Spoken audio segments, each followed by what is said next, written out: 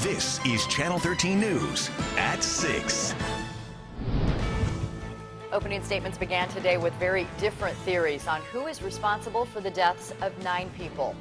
Good evening, I'm Erin Kiernan. I'm Dan Winters. Dr. Daniel Baldi is accused of over-prescribing painkillers to his patients who later died. Channel 13's Stephanie Moore is covering the trial. She joins us live from the courthouse with the latest. Erin, today opening statements began in Baldi's trial. The prosecution was up first, claiming Dr. Baldi missed countless red flags when it came to his patients, while the defense maintains Baldi never did anything criminal and was simply helping a group of patients that no one else would. Give the patient what they want. The evidence will show this is how the defendant practiced his medicine.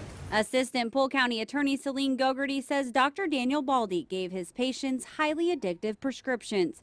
She said he ignored warning signs such as patients claiming they lost medication and coming to appointments with signs of narcotics abuse.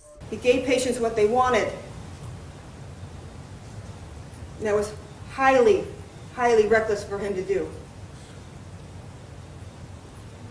He gave them what they wanted, and as a result of his actions and his staff's actions, these 9 people are now dead. But Baldi's defense maintains he did nothing criminal and was treating a group of patients other doctors wouldn't. These were people with chronic pain, complicated medical issues, multiple medical issues, and some with addictions. Baldi's defense attorney Guy Cook says the 9 patients either died from natural causes or from abusing drugs that were not prescribed by Baldi. He did his best to treat these patients.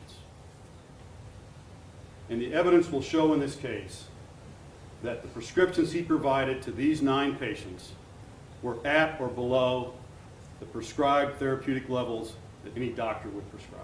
The first witness, Corrine Johnson, widow of Jeffrey Johnson, says her husband was prescribed fentanyl patches from Dr. Baldi. Patches, she said, caused lots of side effects. He appeared to be in a daze,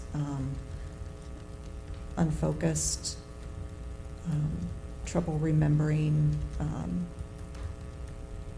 certain basic events. At the time of Johnson's death, he was wearing 2 fentanyl patches, one more than the prescribed amount.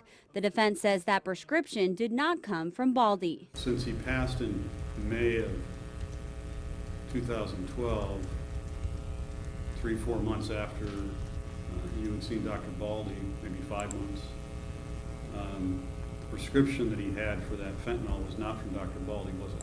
No, it was not. 5 more witnesses were also called to testify, including other significant others of Dr. Baldi's former patients, as well as a couple first responders who helped set the scene for the jurors. Tomorrow, the prosecution will continue to call more witnesses to the stand. The trial resumes at 9 a.m. As will our coverage. Thank you, Steph.